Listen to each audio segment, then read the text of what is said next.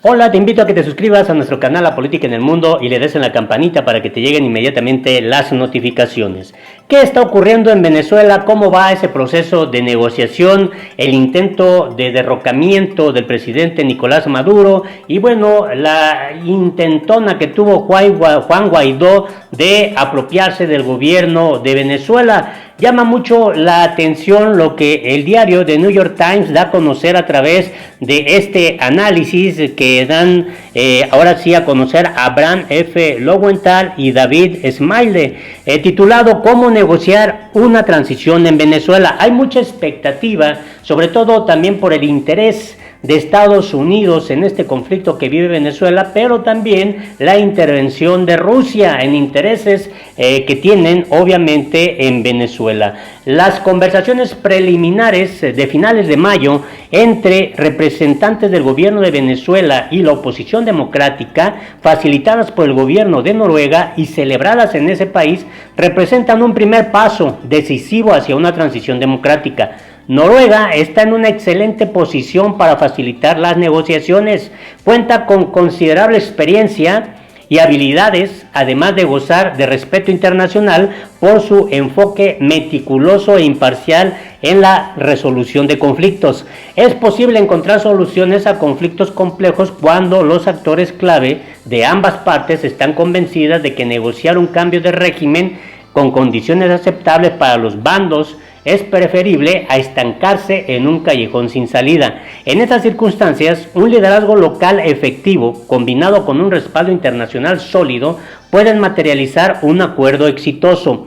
Las divisiones dentro de la alianza de Nicolás Maduro, que se hicieron evidentes durante el levantamiento fallido del 30 de abril, aunadas al fracaso del llamado de Juan Guaidó a las Fuerzas Armadas, quizá persuadieron por fin a las figuras decisivas de ambos bandos de que la única solución viable es una transición negociada. Las lecciones de los procesos de democratización vividos en Polonia, España, Sudáfrica, Chile y Brasil pueden servir como base para orientar los pasos a seguir en Venezuela. Las personas que quieren una transición duradera de un régimen autoritario a un gobierno democrático deben ejercitar una paciencia estratégica, pero esta puede ser una exigencia excesiva para los venezolanos, quienes ya han padecido demasiado sufrimiento y muchos se han visto forzados a huir.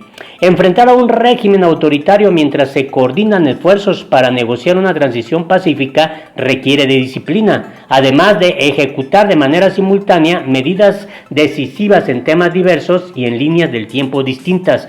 Mucha gente se mantiene escéptica ante las posibilidades de un diálogo, pero la negociación y las concesiones entre los bandos en conflicto son vitales. Para explorar qué concesiones son posibles, es necesario crear espacios y otras condiciones para que sea viable sostener conversaciones en buenos términos, incluso mientras continúan las confrontaciones entre el régimen y la oposición. Los líderes de la oposición necesitan explicar por qué tiene sentido negociar con el gobierno de Maduro y confrontar las críticas predecibles de quienes se oponen a hacerlo, pero sin elevar demasiado las expectativas. La oposición debería movilizar protestas ciudadanas para cuestionar al régimen, pero al mismo tiempo tendría que fortalecer su influencia a través de exigencias y concesiones realistas. Estas acciones, en algunos casos, requieren de más valor político que aferrarse a principios que, aunque son atractivos, no son prácticos. Si bien la secuencia en tres partes que propone Guaidó, fin de la usurpación, gobierno de transición y celebración de elecciones es muy popular, su coalición debe ser flexible y estar dispuesta a tomar decisiones difíciles para establecer sus prioridades. La coalición también debe crear condiciones que convenzan a los personajes claves del régimen autoritario de respaldar la transición. Esto implica garantizar que no se dé de ningún tipo de venganza generalizada en contra de los antiguos dirigentes ni de sus principales partidarios y que se respeten ciertos intereses económicos y de otro tipo dentro del marco del Estado de Derecho de los círculos cercanos al poder establecido. No es nada fácil conciliar tales garantías con las expectativas de una oposición reprimida durante tanto tiempo. Sin embargo, es necesario comprender acciones concretas para hacerlo y además emprenderlas. En lugar de insistir en resultados específicos desde el inicio del diálogo, debe crearse procedimientos de inclusión que aseguren la participación de todos los actores importantes. Los mecanismos de distribución del poder a corto y mediano plazo deben incluir a funcionarios esenciales del régimen de Maduro y a las Fuerzas Armadas, así como a dirigentes cruciales de la oposición democrática, representantes del sector económico de Venezuela y la sociedad civil. Permitir, por ejemplo, que el general Augusto Pinochet fuera senador vitalicio y comandante en jefe de las Fuerzas Armadas de Chile durante 8 años, ayudó a negociar la transición en el país. Designar a miembros del Partido Comunista para cargos de ministro de Defensa y del Interior facilitó la transición en Polonia. En Sudáfrica, por ejemplo, la decisión de Nelson Mandela de nombrar a F.W. de Klerk como vicepresidente fue una de las medidas pragmáticas que hicieron posible un cambio histórico. Es alentador que los bandos en disputa en Venezuela hayan enviado a representantes un tanto moderados para abrir el diálogo en Noruega. Ahora, si pretenden avanzar, los dirigentes de la oposición deben arreglar sus diferencias y rivalidades. Para lograrlo, quizá sea necesario rechazar la participación de quienes fomentan la violencia o la intervención extranjera. El régimen de Maduro también debe contener a quienes respaldan la represión violenta, como se hizo en otros países, en Chile, España, Sudáfrica y Brasil. Quienes buscan una transición democrática deben proyectar una visión atractiva, optimista, inclusiva y también creíble del futuro, que ayude a los venezolanos de a pie a superar la frustración y el miedo paralizante que padecen y permitirles adoptar la idea de un cambio.